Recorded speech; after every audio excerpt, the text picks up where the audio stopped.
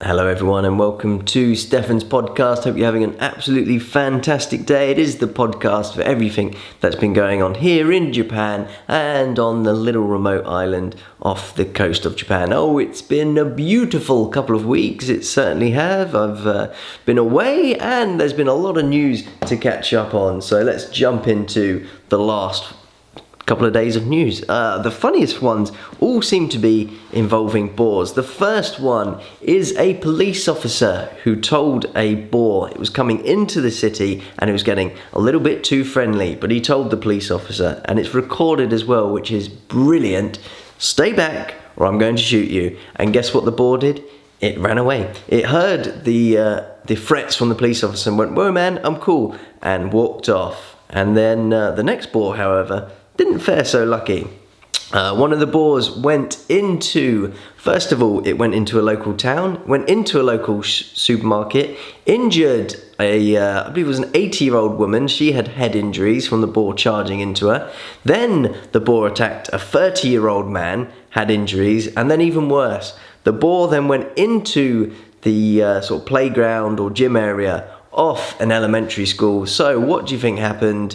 That's right, a staff member took out a spear and killed it. Just what school just have spears laying around? Apparently this one. So that's right, they just took it out and bang, took it out. Now, admittedly, he first apparently had an electric pole and was trying to electrocute it to just calm it down. Just say, "Hey, Mr. Boar, stop it." But that apparently did nothing. So they went, "You know what? We're just gonna have to take this thing out." So in the grounds of a school, some city employee just whipped out a spear and killed it. Can you imagine if that happened in the UK? People would be going crazy, but not here in Japan. There we go. That's just a normal day in the life. I have to say, we have boars on my island, and I've seen them once. Actually, no, I've seen them twice. I've seen once in the daytime. Luckily, there was a river between me and the boar, sorry. And they are pretty big and they can do some real damage, so you have to be really careful with them. And then once, when I've been driving at night, there was a couple of boars, and that was quite cute because they had little baby boars following them as well. And yeah, they look nice then, but the problem is with all animals, they all grow up and become mean and horrible. We've all seen videos of pandas. They look incredibly cute when they're younger. We've seen videos of bears, incredibly cute, and hippos as well. Oh, hippos are just ridiculously cute. Now into the next story of what's been going on here in Japan.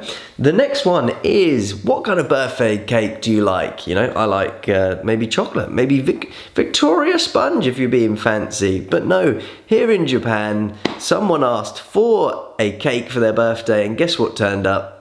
That's right, it's a sushi cake. It's got all the best kind of sushi on it. It certainly has, but for a birthday cake, yeah, I think I'll take that away. No thank you, not for me. I'm not going to have any sushi on my birthday cake. Now, an interesting story that's come up. Here in Japan, a lot of schools still have squat toilets. They certainly do. Many that I've been to, they still have the sort of the hole in the ground squat toilets. And apparently, a recent study has shown that it's actually causing a lot of issues for students. Apparently, up to 33% of boys don't know how to use the squat toilets, and something like 17% of women or little girls don't know how to use them. Why there's a difference between girls and boys, I have no idea why there's such a big difference, but it's weird. I would have thought boys would have been better off using the squat toilets, but apparently not. Apparently not.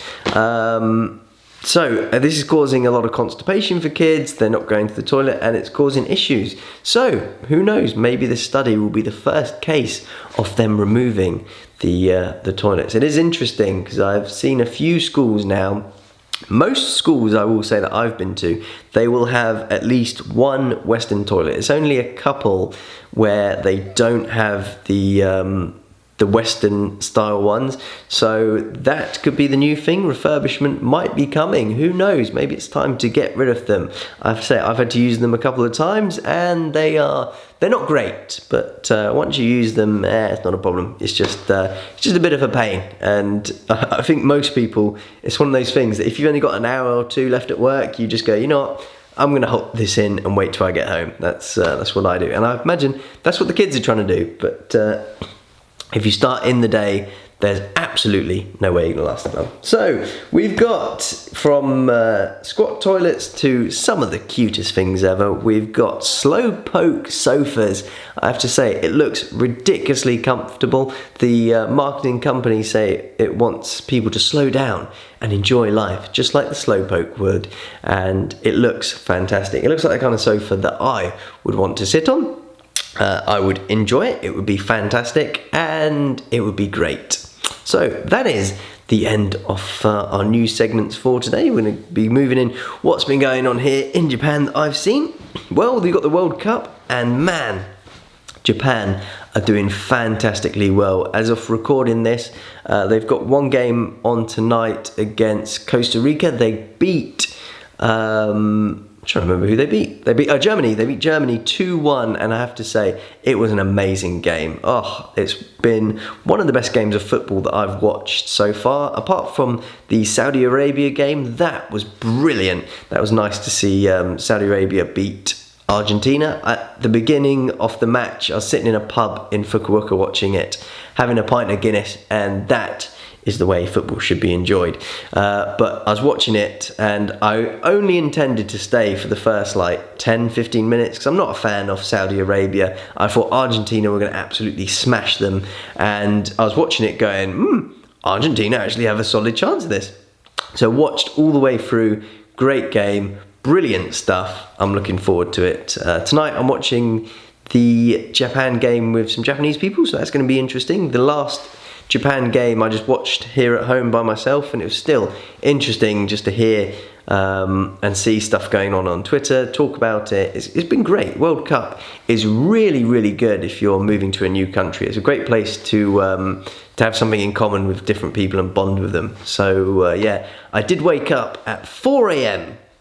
That's right, 4 a.m. to watch the England versus America game, and I wish I hadn't. That was the worst game of football that I've watched so far in this whole time. I've watched... This is not the first 0-0 draw that I watched as well. I watched South Korea versus Uruguay, and that was actually a good game. That I enjoyed. It was still 0-0, but I didn't go away thinking nothing happened in that game. But in the America versus England game, it was awful. It was so bad. And to be fair, I think America had way more chances than we did. They did hit the post. I'm trying to remember if it was once or twice. I certainly remember them once hitting the post and going, that was close. But yeah, good games all around. I've been enjoying the football. Everything here is nice. I went to Fukuoka for a couple of days, and this was the first time that coming back to the little island, I was actually thinking, you know what? I'm actually glad I don't live in Fukuoka, because now I try and eat fairly cleanly here, try and stay on a diet. There's not much fast food that I can eat here on the island. There are things here and there if I want to find it, want to hunt it out. And the north bit, I have a sort of curry and a katsu curry place that's really good.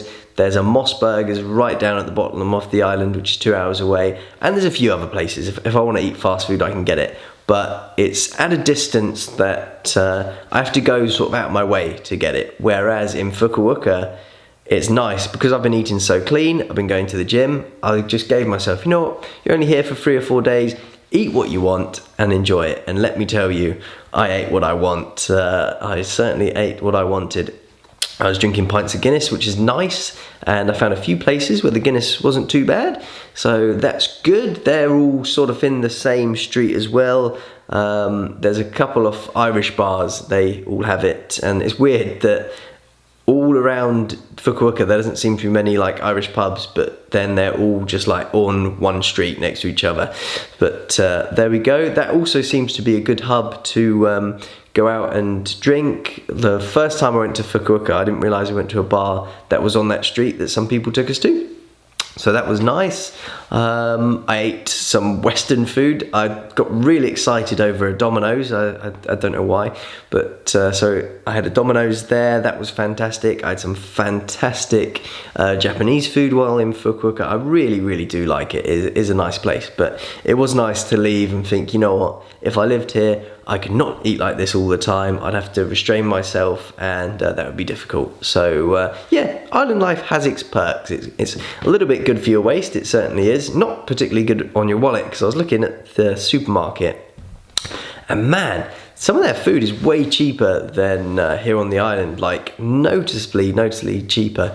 Like tomatoes was a big thing. You could get a big pack of tomatoes for like 200 yen. Here I can get like 3 tomatoes for about 400 yen. So that was a noticeable difference. Maybe I was just lucky and they were on special, who knows.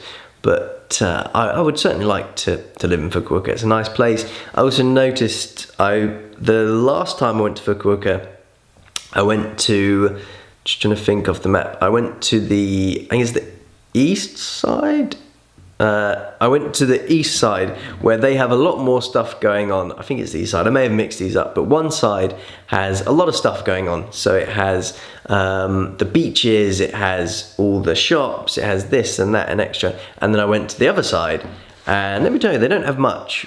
But I did notice they had a lot bigger department stores where you would drive to, and I was like, oh, if you live here, this is probably where you would drive to. You'd maybe do your shopping there and come back and just live from that. And I went to the side where they have an arena, and then also like bowling, a few other things, and I was like, oh, this is cool. If I lived here, I'd come back to this place.